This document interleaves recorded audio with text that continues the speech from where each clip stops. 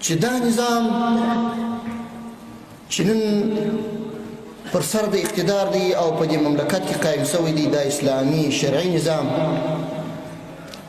د دې نظام د راتګ دپاره څونه وینې توی شوي دي د دې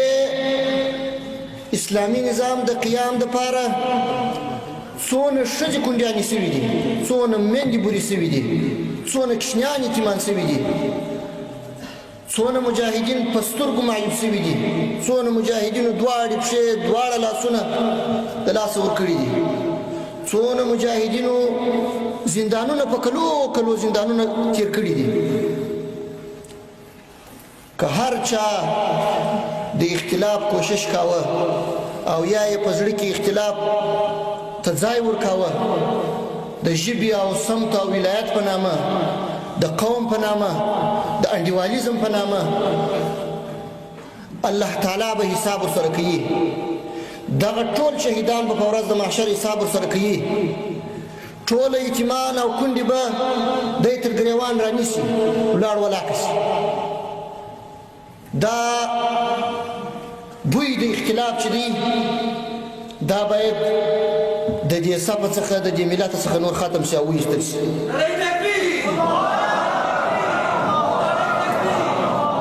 دلته حزبونه وه دلته جنبشونه وه دلته جمعیتونه وه دلته ګوندونه وه چا به ځان د ازبکانو سپه سالار او مشر بلی چا به ځان د تاجکانو سپه سالار او مشر بلی چا به ځان د پښتنو سپه سالار او مشر بلی چا به ځان د عربو او ترکمنو قمندان بلی ټول قومونه یې سره ویشلي وو په مختلفو اهدافو باندې مختلفې د دروغ وعدې به یې ورکولې ولس هم بس په پټو سترګو په پسې و و دغه ته یې نه کتل چې د دغه سړي اعمال څه شي دي د دې سړي کردار څه شي دی د دې سړي تاریخ څه شي دی د کړي څه دي کم خدمت یې و دین ته کړی دی کم خدمت یې و اسلام ته کړی دی کم خدمت یې و وطن ته کړی دی کم یې و قوم ته کړی دی نن به موږ تاسو تر دغه یوه بیرغ لاندې د امیر المؤمنین حفظه الله په یوه قومنده کې د یوه دفاع وزارت تر چتر لاندې فوج د یوه داخله وزارت تر چتر لاندې پولیس د استخباراتو تر ریاست لاندې د استخباراتو مجاهدین د هر وزارت کارمندان ولس دا به ټول موږ او تاسې لاسونه سره ورکوو او د دې ملت د ساتنې دپاره او د دې هېواد د ساتنې دپاره به پرک کوشش کوو عزم به مو دا نه وي چې زما و قوم ته فلان حق نه دی ورکول سوی زه خو دا وایم چې ازبک باید د پښتنو دفاع وکړي پښتون باید د ازبک دفاع وکړي تاجک باید د عرب دفاع وکړي ترکمن باید د تاجک دفاع وکړي دا شی باید ختم شي که چیرې دا شی په ولس کې موجود و بیا خصوصا په دې پاک سب کې په دې مجاهدینو کې موجود و یا پیدا سو بیا مو دا سب د منځه څخه ځي بیا به مو په دې دنیا کې هم خلک تر ګریوانو نیسي او په سترګو کې به مو ګوتې راچخي او په ورځ د محشر به الله تعالی او زموږ ستړي مشران او شهیدان او د هغوی یتیمان او کونډې به پوښتنه راڅخه کوي په دې شي باید ټول پوه یو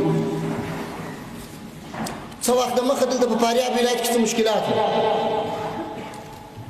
زه په موضوع باندې ښه نه وم خبر په نورو مصروفیتو په نورو کارو باندې سره لګیا وم عمري صاحب عطاالله مولوي صاحب ما ته حال راواستوي چې داسې مشکل دی په فاریاب کې څه مظاهرې دي څه مشکلات دي څه پېښه ده مخدوم صاحب د محکمې د خوا څخه نیول سوی دی او کښېنول سوی دی ولې کښېنول سوی دی په یو دوسیه کې متهم دی مجرم نه دی نو مظاهرې ولې کېږي مظاهرې د دې دپاره کېږي چې ولې مخدوم صاحب بندي سوی محکمه په اسلامي امارت کې دا حق لري چې د دغه اسټیټ څخه ما تر لاس ونیسي او زندان ته مې یوسي هیڅوک دا حق نه لري چې زما په ملاتړ باندې د دغه چوکۍ څخه ولاړ شي هر څوک ولاړېدی دا د شهیدانو د وینو سره خیانت کوي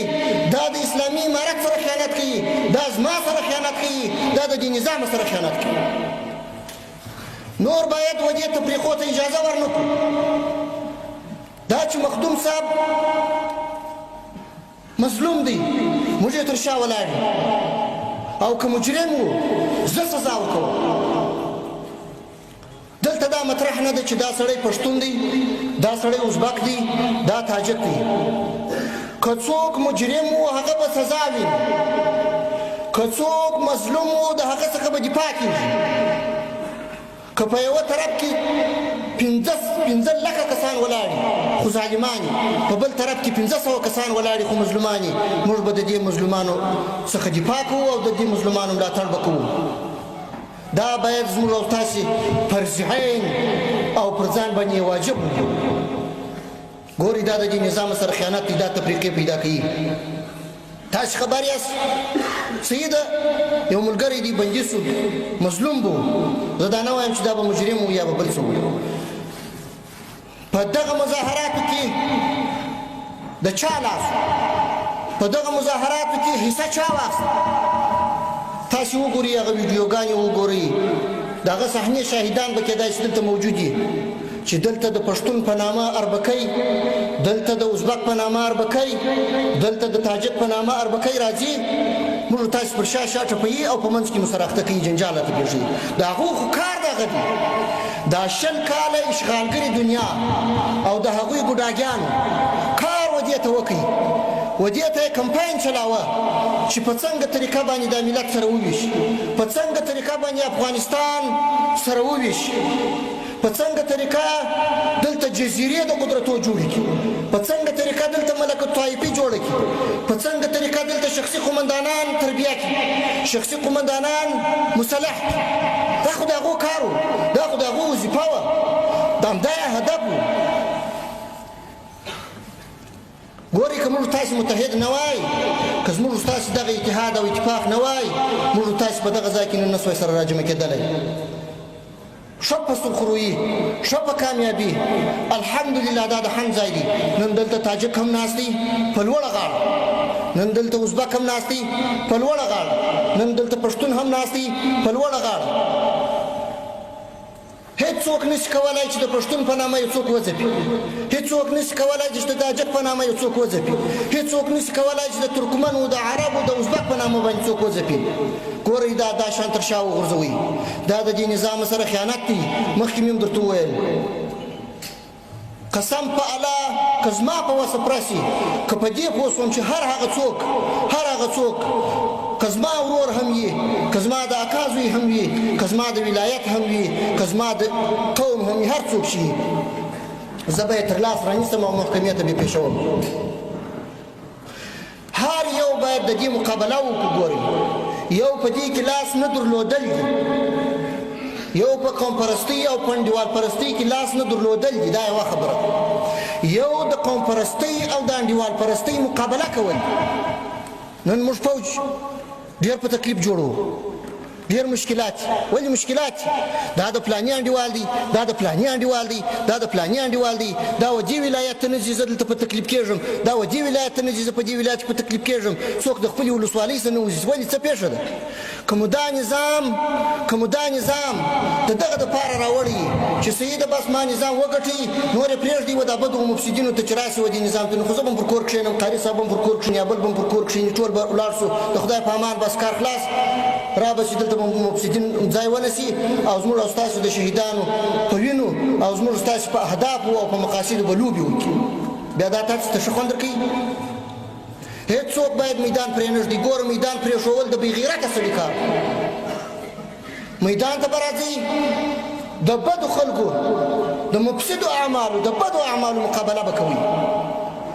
او دا به په مېړانه کوئ ټول مشران ټول مجاهدین هر څوک مو تر شا ولاړ دي ان شاء الله تعالی چې دا قصد وکړو او دا نیتونه را سره او دا عزم وي بیا مو نه په خپل وطن کې د مقاومت په نامه څوک مقابله کولی شي نه د داعش او د خوارجو په نامه څوک مقابله کولی شي نه څوک د قوم او د سم په نامه مقابله کولی شي نه څوک د بهر څخه ګاونډیان مقابله کولی شي موږ تاسې مخالفین دا بعضې چې راته روزي هیڅوک څوک بیا زموږ ستاسو مقابله نشي کولی، نه امریکا کولی شي، نه بل مملکت، نه بل څوک کولی شي. خو دا په شرط دی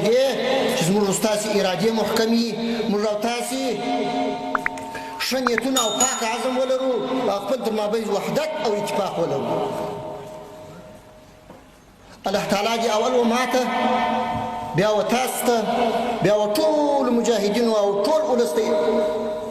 اتفاق، اتحاد، پاک نیت، اخلاص او ښه عزم را نصیب کړي. الله تعالی دې د ټولو مجاهدینو هغه تکالیف چې په دې 20 کلنه دوره کې ګاللي دي، چا ورونه شهیدان ورکړي دي، د چا پلار شهید شوی دي، د چا زامن شهیدان شوي دي، د چا کورونه نړېدلي دي، د ټولو تکالیفو اجر هم په دنیا کې ورکړي هم په آخرت کې.